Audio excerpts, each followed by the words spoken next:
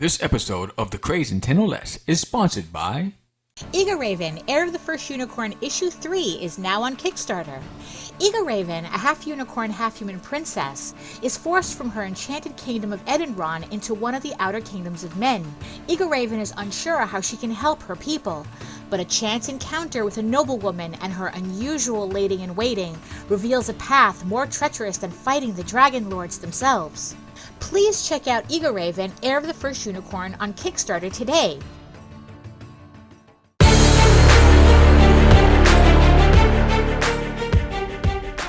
Welcome to the Craze and 10 or Less. This is a show where I give it to you in 10 minutes or under, and if I don't,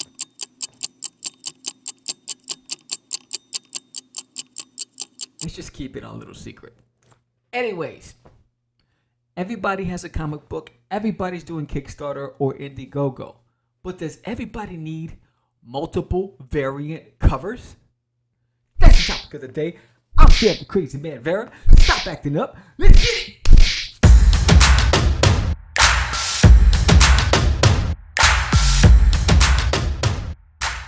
So, why this topic?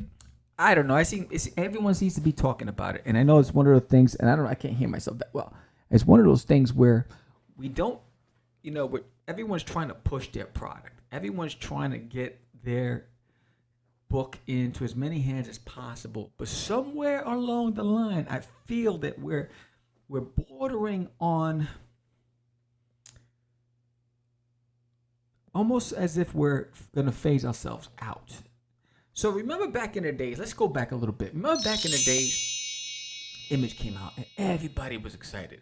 You had Spawn, you had Wildcats, you had Youngblood, right? You had Savage Dragon, you had Witchblade. And it seemed okay. But then there were more titles. Then there were variant covers. Marvel was doing variant covers. Image was doing variant covers. You threw in everybody else in the pipeline, right? And everyone's doing multiple covers, variant covers, and that eventually led to the devaluing of the comic books. Because everybody wanted these covers. Everybody wanted multiple covers. Because it was exciting. You had your favorite artists. And, I want it. It's going to be valuable. It's going to be money. And then the big crash. Boom. And it almost seems as if we're destined to repeat history. Not on a major scale, but on a scale that's going to turn maybe, and this is one man's opinion, and I'd love to get your thoughts on this. It might just turn people away because the struggle is, as an unknown, you sit at home and you look at the pros, or you look at the mainstream independents, right? That are just raking in, bringing in thousands and thousands of dollars and hundreds of backers. And you're like, why can't I do that? And the simple answer is they've been in the game for a long time. They've established their reputation, their credibility. They've built a fan base, and they've basically cultivated that for years. So you have these unknowns like, I want to do that. So then you have up-and-comers that have access to a lot of talent. So next you have 10, 12, 14, 15, 20 variant covers on a campaign. So an independent unknown is like, I got to do that too. That's how you exceed your goal. You have to have variant covers. But you can't just have variant covers. You have to get names behind your variant covers. So you're spending this money if you don't have access, and if these guys aren't friends of yours and just doing you a favor, you're spending all this money going after talent to be able to try to push your book. But what percentage of the people that supported your campaign were really there for your book versus the artist that you had on that cover, that variant cover, because they wanted that variant cover? And if that artist is not back for the follow-up, there's no guarantee that that person's coming back because he's a fan of that person, not of you. That's the tough pill to swallow, right? So it's one of those things where, I'm like, are we pushing our passion, or are we pushing gimmicks? Let's ponder for a second. So it's where we muddy the water, right? It's, I want to push my product because I'm hoping to build a following around that brand. Not all the other cats that are involved. And there's two sides of the coin, right? There's an argument that's saying, well, that name that endorses your book is going to bring their fan base, and they're going to like, well, if he did a cover for him, that means he's legit. So I'm going to go and back that person 100%. There's no guarantee, right? So that doesn't mean they're going to come back. They're going to support you. Again, here's the deal. Because the more that you spend, the harder it is to make that back. Because what people forget to understand is, in Kickstarter, people have 30 days to change their mind. So it looks great. You're getting backers and they're funding it, and sometimes they're paying big bucks for that artist. But when it's time to pay up, just expect at least 10% to drop off and not stay around. And they change their mind. There's too much lag time. There's too much time for a person to say, you know what, I changed my mind, I'm going to back this one instead.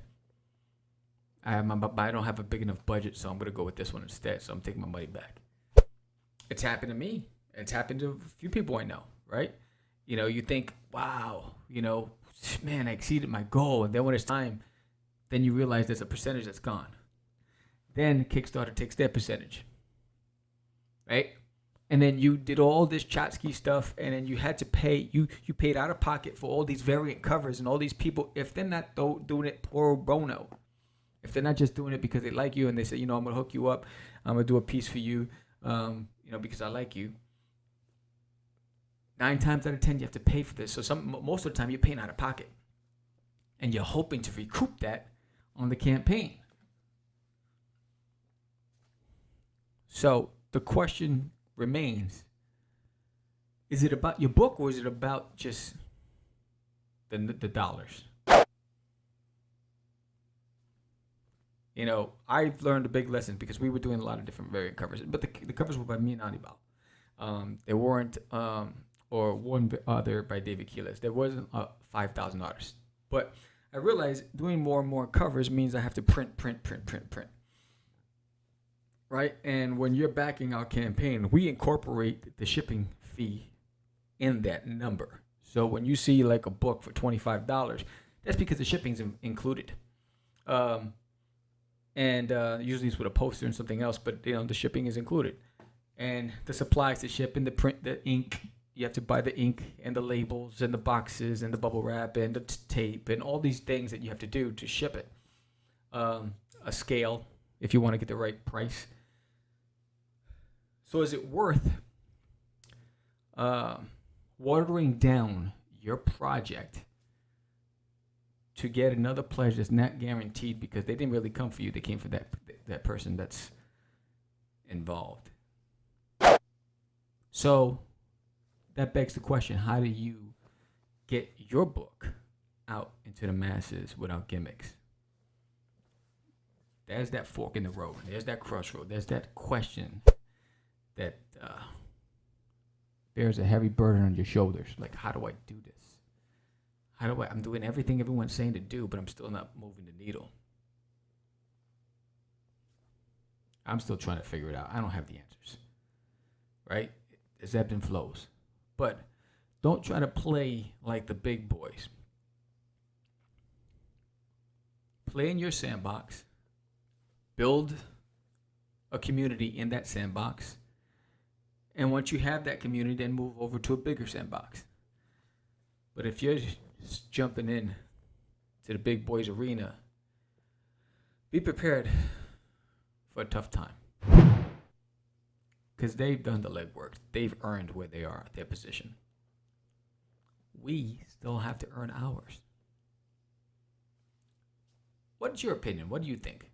Do you think you need that many variant covers? Does it take away from the quality, your story? How many of those people that bought your variant covers came back if the artist didn't come back? That's the question. That was another episode of Crazy 10 or Less. Thank you for watching. If you agree, disagree, give a thumbs up. Either way, leave a comment below. Let's chat. Let's talk about it. You know, if you'd like to see George and I discuss this even further on Catch the Craze, let us know. Do you think that we should make it a live topic and get a live chat with everybody in the chat rooms? Let us know. We'll do that as well.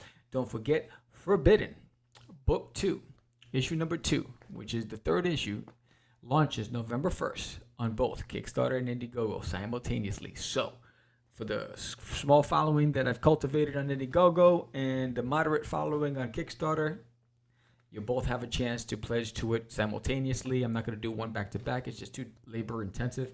But yes, November 1st, live launch. Join me here.